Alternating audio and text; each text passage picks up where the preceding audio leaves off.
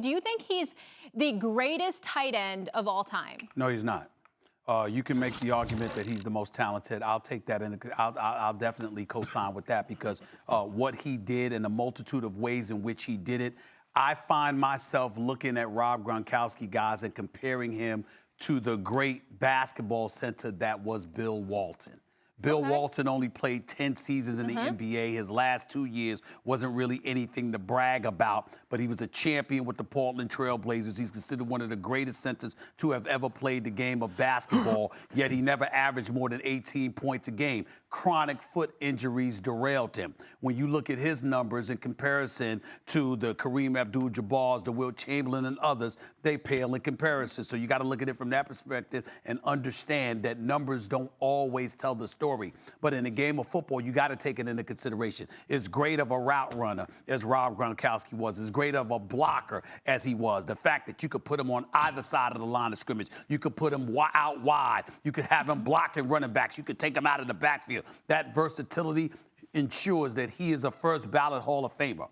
But what I'm not going to do is look at Rob Gronkowski and recognize his greatness and just ignore the fact that, again, the time that you put in pales in comparison to a guy like Tony Gonzalez. Let's take this into consideration. Rob Gronkowski, 521 career receptions. Tony Gonzalez, 1,325 career receptions. Rob Gronkowski, 7,861 receiving yards.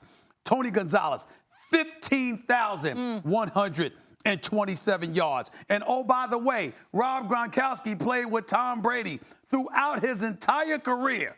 Do I have to get into the multitude of quarterbacks that Tony Gonzalez had to play with? Yeah. Everybody wasn't Matt Ryan now. So I got to look at it from that perspective and say, listen, Rob Gronkowski was great.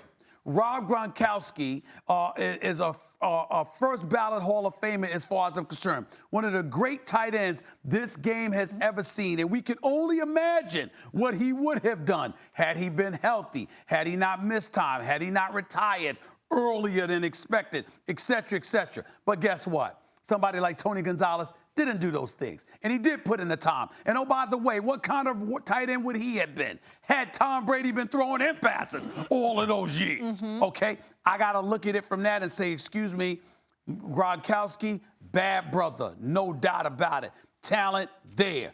But I'm not going to disrespect Tony Gonzalez by giving Gronk just the edge over him and ignoring numbers that are exorbitantly higher.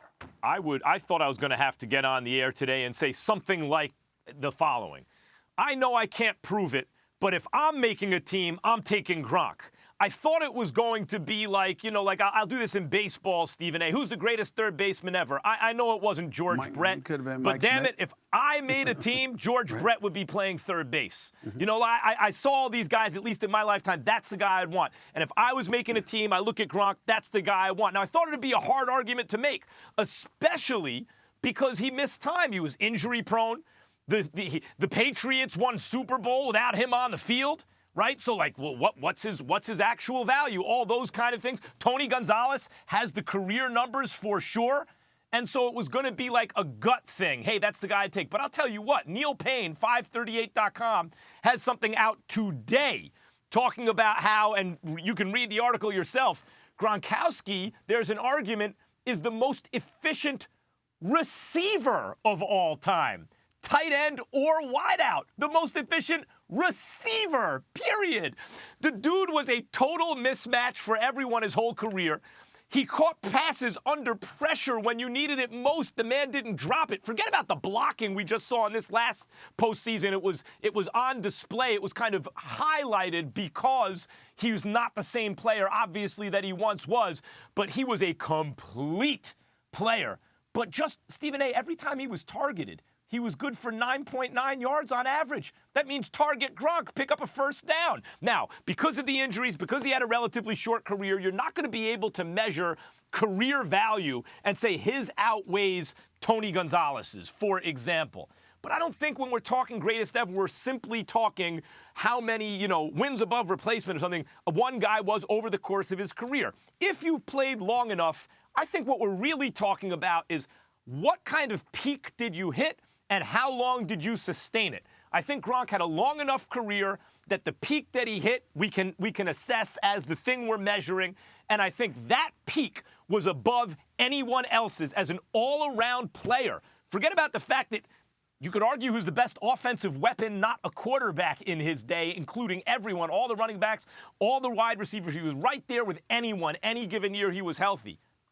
But as an all-around player, that's the guy you want on your team. By the way, it's not like, for me, a close call. I really got to think about this one. Ooh, man, who would I take? Gronk or someone else? I'm taking Gronk. It's a clear-cut call for me. Best ever. Yeah, I'm taking Gronk too, Max. And when you go, when we go and prepare, we prepare for the Patriots as a Giants, obviously, player numerous times, right? Whether it be preseason, obviously leading up to the Super Bowl. And the things that Coach Coughlin used to say when he goes down that list of guys and guys that are highlighted, guys that have stars next to their name, Gronkowski is the guy that he took the most time on. He took his time and said, look, we got to know where this guy is at all times, whether he's lined up tight next to the tackle, or if he's out wide, if he's in the slot. And that type of guy is irreplaceable. The guy that does it all, that blocks, that lines up in the slot, that lines up outside. As you said, Max was an efficient receiver, not just tight end. And that is why he's the greatest of all time for me. In a 9-year span, the things he did, the dominance that he displayed. Yes, he had Tom Brady throwing him the football, but the dominance that he displayed, not just catching the football and how he caught it, but the things he did after the catch, the things he did with his legs, with his strength, stiff-arming dudes into the first row, the stands, it felt like. I mean, those are the types of things that we were accustomed to seeing from Gronk year in and year out, game in and game out. And that level of dominance over that time, he won 3 Super Bowls. They would have had 4 if they didn't run into some team called the Giants in 2011. But they would have, this guy just embodied everything that you wanted in a tight end. He can block, he can catch passes, he can run routes. And because of all those things, he's one of the best to me.